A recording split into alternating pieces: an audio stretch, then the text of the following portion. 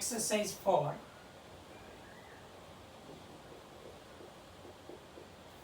ચોથી એક્સરસાઇઝ એમાં 11 1 થી 10 જાતે કરીશું. 11 આપણે લઈએ.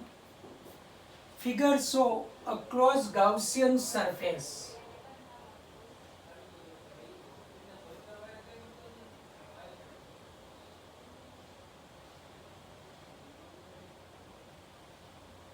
ગાઉસિયન સરફેસ આ ક્યુબિકલ આપેલી છે. આ y, આ x અને આ z. વિદ્યુત દરેકની લંબાઈ, બાજુની લંબાઈ l 3 મીટર છે. વિદ્યુત ક્ષેત્રની તીવ્રતા E given છે 2.0x એટલે 2x plus 4i cap plus 8j cap plus 3k cap newton પર coulomb. The net charge in a coulomb enclosed by the cube is equal to ખાલી જગ્યા. કુલ કેટલો ચાર્જ હશે તે આપણે અહીંયા શોધવાનું છે. ઓકે, અહીંયા આ ઇન્ડિકેટ નથી કર્યું અને દર્શાવવાનું રહેશે. લઈએ તો અહીંયા સૌ પ્રથમ બાજુ તમે લઈ શકો છો, 3 ડાયમેન્શનલ છે. તો અહીંયા જોઈ શકો આ x કમ્પોનન્ટ કહેવાય આટલું ex i કેપ, આ y કમ્પોનન્ટ કહેવાય ey j કેપ પ્લસ આ z કમ્પોનન્ટ કહેવાય ez k કેપ.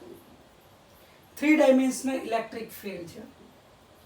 તો તમે જોઈ શકો ey આ દિશામાં આવે, ez આ દિશામાં આવે અને ex આ દિશામાં આવશે.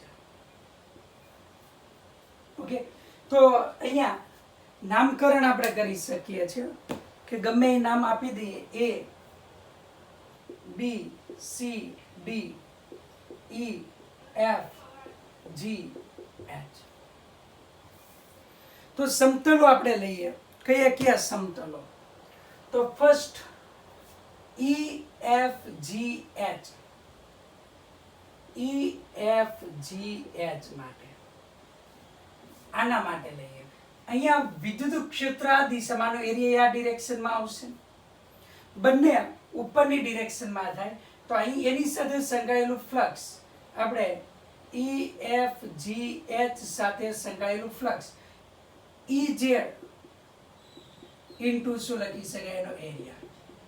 EZ છે એટલે 3k કેપ, એરિયા છે લંબાઈ ગુણ્યા પહોળાઈ એટલે L2 k cap. k dot k એટલે 1 તો 3L2 આપણને મળશે. ફ્લક્સ 5 EFGH 3L2 મળશે. કોની સાથે? આની સાથે. તો હવે અહીંયા જોઈએ A B C D. આનો એરિયા આ ડિરેક્શનમાં, પણ વિદ્યુત EZ ની કઈ દિશામાં? તો EZ તો આ ડિરેક્શનમાં છે, EZ ની ડિરેક્શન આ છે. ઓકે, ઉપર. અને આનો એરિયા લઈએ ABCD નો એરિયા. એ એરિયા ABCD નો ક્યાં આવશે? નીચે આવશે આ ડિરેક્શનમાં. એટલે ઓપોઝિટ ડિરેક્શન થયું તો 5ABCD ઇક્વલ ટુ અહીંયા લખી શકીએ છીએ આ જ રીતના -3L2 આવશે. તો આ બે સમતલનું પૂરું થઈ ગયું. હવે બાકી વધે છે આ ADGF માટે લઈએ.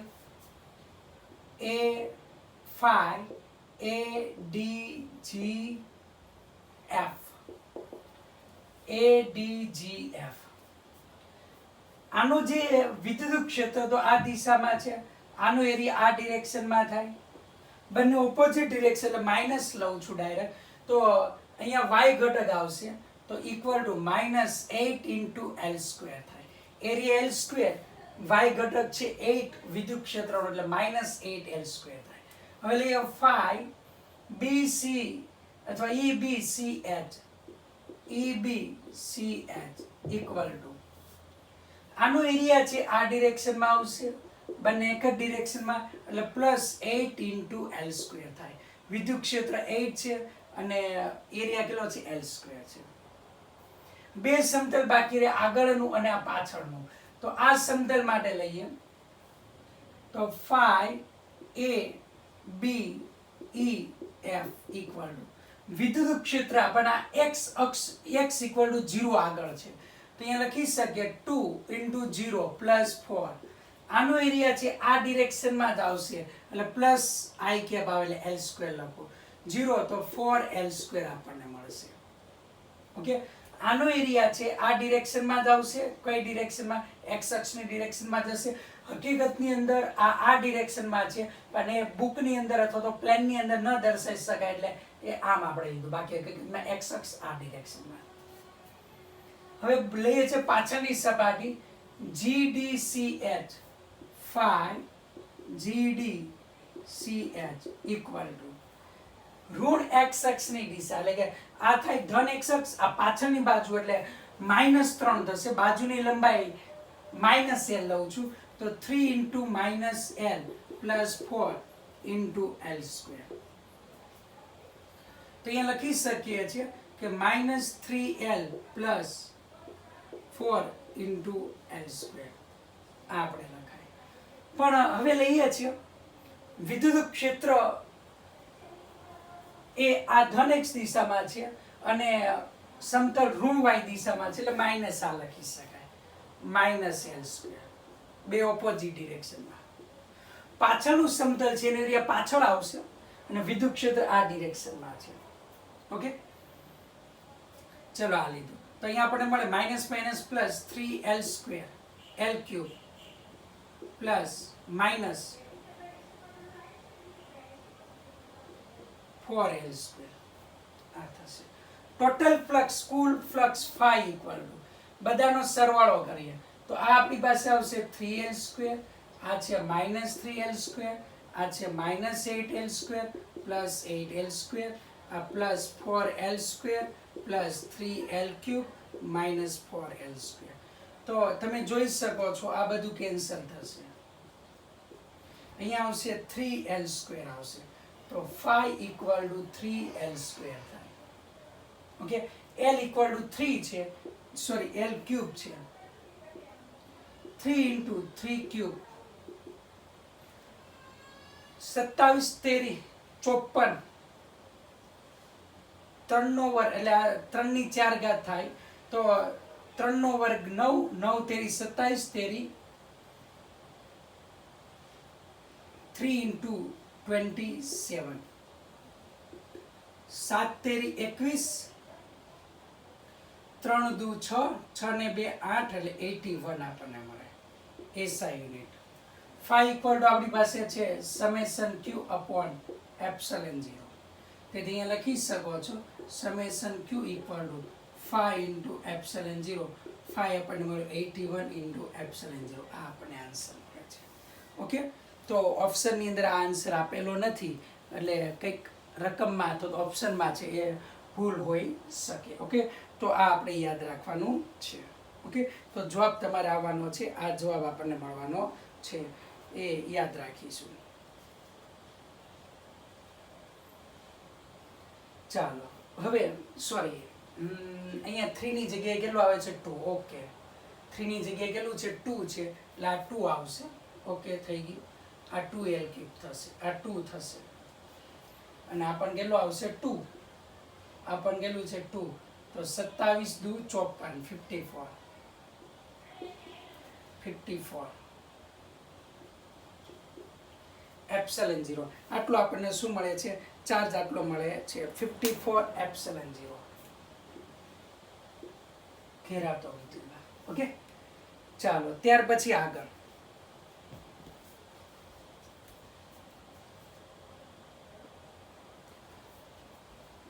બે પ્લેટ આપેલી છે, ચાર્જ Q છે, અહીંયા ચાર્જ 3Q છે. તો વિદ્યુત ક્ષેત્ર વિરુદ્ધ અંતરનો આલેખ ડ્રો કરવાનો છે. ધારો કે હું અહીંયા પોઈન્ટ લઉં, ઓકે, ત્યાં પોઈન્ટ લઉં છું તો આને કારણે અહીંયા વિદ્યુત ક્ષેત્ર કઈ દિશામાં આવશે? આ દિશામાં આવશે. સિગ્મા બાય સિગ્મા એટલે Q/A, Q/2ε0A. અને આને કારણે પણ ક્યાં આવશે? આ દિશામાં તો પ્લસ 3Q/2ε0A. હવે આ ડિરેક્શનમાં વિદ્યુત ક્ષેત્રનું ઋણ લઈશ ડાબી બાજુને, જમણી બાજુને કેવું લઈશ? ઋણ, ધન. તો આ ઋણ લઈશ તો વિદ્યુત ક્ષેત્ર વિરુદ્ધ અંતરનો આલેખ અહીંયા હું ડ્રો કરીશ. તો અહીંયા સુધી તમે જુઓ D લગી તો આ આલેખ અહીંયા લિનિયર આવશે, આ વિદ્યુત ક્ષેત્ર અહીંયા જેવું આવશે તરત જ કેવો થયો છે શૂન્ય. ધાતુની અંદર વિદ્યુત ક્ષેત્રની તીવ્રતા કેવું હોય છે શૂન્ય હોય છે. ઓકે, હવે આ બિંદુ એ લઉં, વચ્ચેનું બીજું બિંદુ. તો વચ્ચેનું બીજું કોઈ બિંદુ લઉં, આને કારણે વિદ્યુત ક્ષેત્રની તીવ્રતા આ બાજુ એ કેટલી આવશે Q/2ε0 એટલે σ/2ε0 છે.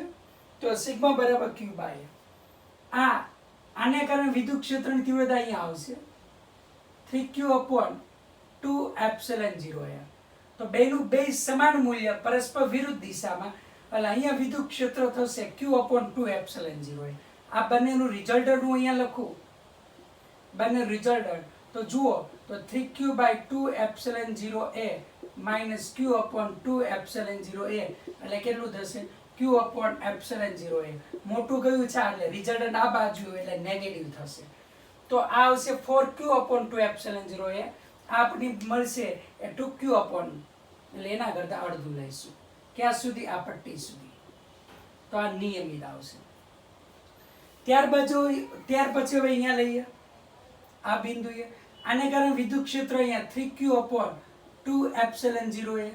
આને કારણે પણ વિદ્યુત ક્ષેત્ર અહીંયા Q/2ε0a. બેનો સરવાળો કરો તો તમને પોઝિટિવ મળે છે. પોઝિટિવ મળે કેટલું મળશે? બેનો સરવાળો ઉપરની બાજુએ મળશે. તો ઉપરની બાજુ હું અહીંયા દર્શાવી દઉં છું કે વિદ્યુત ક્ષેત્રની તીવ્રતા અહીંયા ઉપરની બાજુ હું દર્શાવું તો આ આપણને મળશે અહીંયા આટલા અંતરે.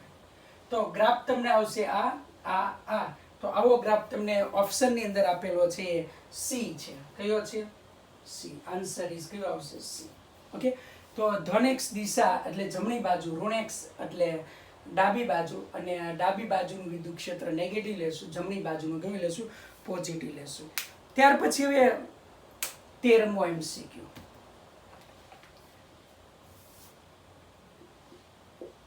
તેરમાની અંદર a cylindrical portion of radius r is removed from a solid sphere of radius r.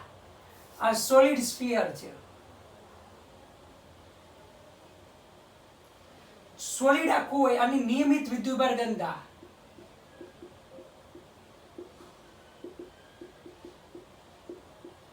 કેટલી રો લઈએ. હવે આમાંથી એક ભાગ હું કટ કરી નાખું. તો આ શાનો બનેલો વચ્ચેથી મેં કટ કરું છું, cylindrical form. Plus cylindrical form હું અહીંયા દોરી દો. આ વચ્ચેનો ભાગ અહીંયા હતો, એ કટ કરો, બે અલગ થઈ ગયા. અહીં નિયમિત વિદ્યુતભાર ઘનતા ઋણ છે, ધન છે. હવે આ ભાગ તમે કટ કર્યો એનો મતલબ એ કે આટલામાં ધન હતો તો આટલા ભાગમાં તમે ઋણ નાખી દેશો એટલે આ ભાગ કેવો થઈ ગયો કે તટસ્થ, માત્ર અહીંયા જ વિદ્યુતભાર વિતરિત થયેલો હોય. તો તમને કીધેલું છે એ પોઈન્ટ અહીંયા આપેલું છે, પોઈન્ટ એ.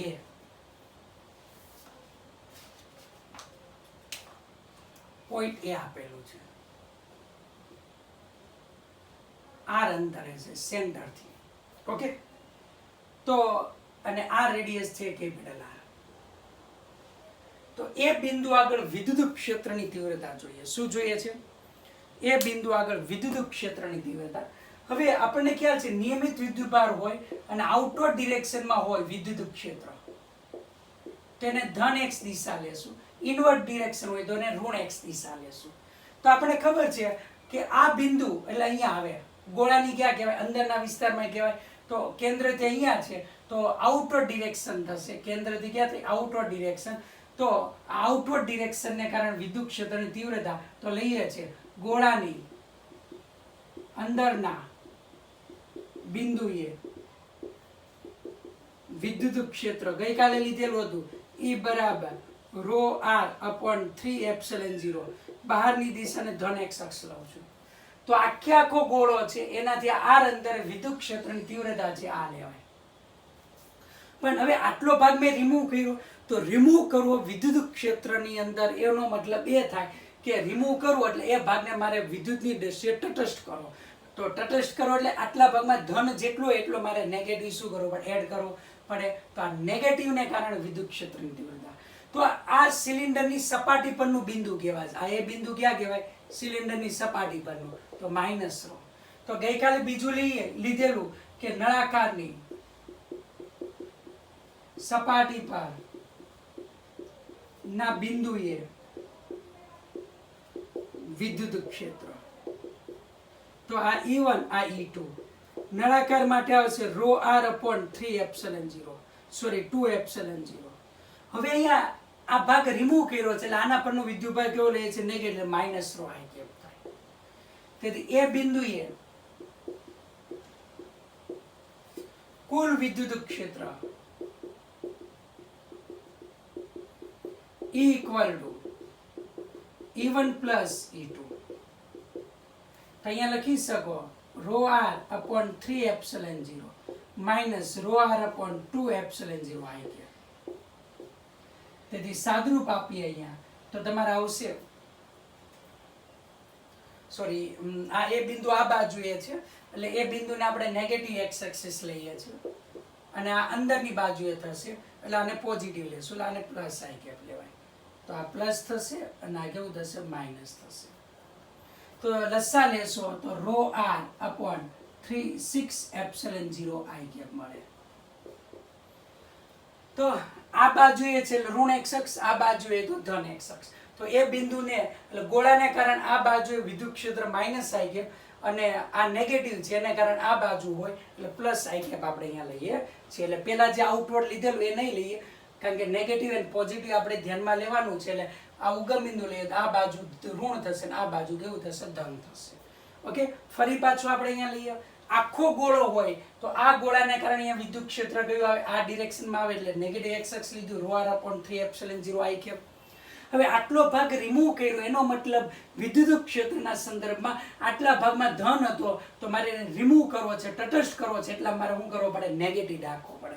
તો આ નળાકારમાં આપણે શું લીધું? નેગેટિવ લીધું.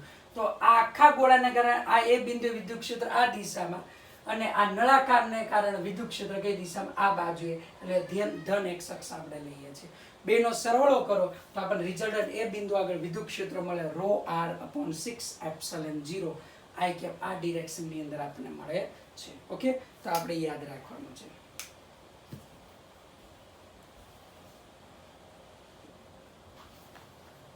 ઇલ્યુસ્ટ્રેશન 14 એક્સરસાઇઝ 4 ની અંદર 3 સમાંતર પ્લેટ આપેલી છે. 1 2 and 3 પેરેલલ પ્લેટ છે. ઓકે, અને યુનિફોર્મ ઇલેક્ટ્રિક ફિલ્ડ એક્સટર્નલ આ ડિરેક્શનમાં છે. આ ડિરેક્શનમાં યુનિફોર્મ ઇલેક્ટ્રિક ફિલ્ડ છે E.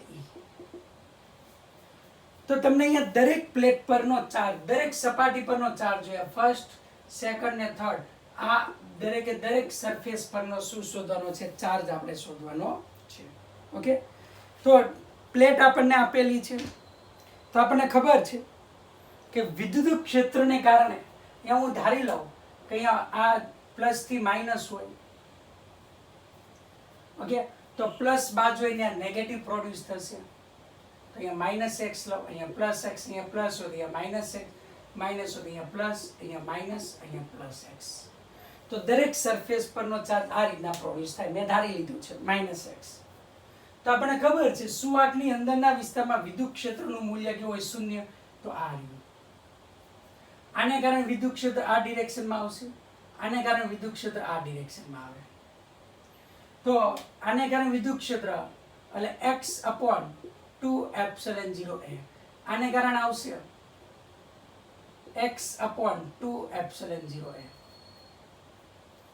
ઓકે, આ નેગેટિવ છે, સોરી નેગેટિવ છે એટલે નેગેટિવનું પોતાની તરફ આવશે, આ બાજુએ જ આવશે આટલું. અને આ પોઝિટિવ છે ને કારણે આ બાજુએ. તો બંનેનું શું થયું? એડિશન. હવે આ માઇનસ પ્લસ એટલે આ બે માઇનસ પ્લસ એટલે 0 થશે. આ માઇનસ પ્લસ 0 આ બે પ્લેટને કારણે અહીંયા વિદ્યુત ક્ષેત્ર કેવું થાય? 0. કારણ કે આ માઇનસ છે તેને કારણે આમ આવે, આ પ્લસ છે એને કારણે આમ, એટલે આ બેને કારણે 0. આ માઇનસ છે એને કારણે આ બાજુ, પ્લસ છે એને કારણે આ બાજુ, એટલે આને કારણે પણ કેવું આવે? 0. માત્ર આને કારણે વિદ્યુત ક્ષેત્ર આ દિશામાં નેગેટિવ છે, આ પ્લસને કારણે વિદ્યુત ક્ષેત્ર આ દિશામાં. તો બેને કારણે એક જ ડિરેક્શનમાં વિદ્યુત ક્ષેત્ર મળે છે તો આપણે અહીંયા લખી શકો છો કે વિદ્યુત ક્ષેત્ર એક જ ડિરેક્શનની અંદર છે. સુવાહકની અંદરના વિસ્તારની અંદર આપણે પ્લસ ફર્સ્ટ પ્લેટની અંદર આપણે લઈએ તો વિદ્યુત ક્ષેત્ર છે 0 અંદરના વિસ્તારમાં લઈ ગયા. આ ક્ષેત્ર આ દિશામાં થાય અને બાહ્ય ક્ષેત્ર આ દિશામાં થાય, તેથી આપણે અહીંયા લખી શકીએ છીએ કે E ઇક્વલ ટુ બેનું મૂલ્ય સમાન, દિશા વિરુદ્ધ છે, તો આનું વિદ્યુત ક્ષેત્ર બાહ્ય આ તરફ લઈએ છીએ એટલે E. તો અહીંયા લખી શકો છો E equal to x/2ε0 plus x/2ε0. તો આને કારણે આમ તો બેનો શું કર્યો, આ બેનો સરવાળો બરાબર આ થાય તો રિઝલ્ટ કેવું આવશે, શૂન્ય મળે. તેથી હવે લખી શકો E equal to 2x/2ε0a, x equal to ε0a into E આ આપણે લખી શકીએ. ઓકે, આ આપણને મળે છે. ફરી પાછું અહીંયા કહું કે આ બિંદુ આગળ બાહ્ય ક્ષેત્રને કારણે વિદ્યુત ક્ષેત્ર આ છે અને આ માઈનસ અને પ્લસ ને કારણે વિદ્યુત ક્ષેત્ર આમ છે. x/2ε0a વત્તા x/2ε0a. તો આ જે બિંદુ હું લઉં છું P, ત્યાં વિદ્યુત ક્ષેત્ર શૂન્ય હોય છે એટલે EP ઇક્વલ ટુ હું લઈ શકાય શૂન્ય. આને મેં ધન લીધેલી હોય તો આ દિશામાં હું કયું લઈ શકું, ઋણ, તો -2x/2ε0a થાય, બેનો સરવાળો ઇક્વલ ટુ 0. આ બાજુએ લઈ ગયા એટલે 2x/2ε0a 2 ગયા એટલે આપણને મળે x/0a ઇન્ટુ E. તો તમે જોઈ શકો અહીંયા માઇનસ મળે તો અનુક્રમે સરફેસ થી લઈએ છીએ, અનુક્રમે -ε0e ઇન્ટુ a, પછી શું આવશે ε0e ઇન્ટુ a. આ પ્લેટ પર અહીંયા આવશે -ε0e ઇન્ટુ a, આ પ્લેટ ઉપર આવશે ε0e ઇન્ટુ a, આ પ્લેટ ઉપર આવશે -ε0e ઇન્ટુ a, આ પ્લેટ ઉપર આવે +ε0e ઇન્ટુ a. આ રીતના વિદ્યુત ક્ષેત્ર બાહ્ય વિદ્યુત ક્ષેત્રને કારણે આ પ્લેટ ઉપર આ પ્રમાણે વિદ્યુત ભાર પ્રોડ્યુસ થયેલો જોવા મળે છે. ઓકે, આ ખાસ આપણને આવડતું હોવું જોઈએ.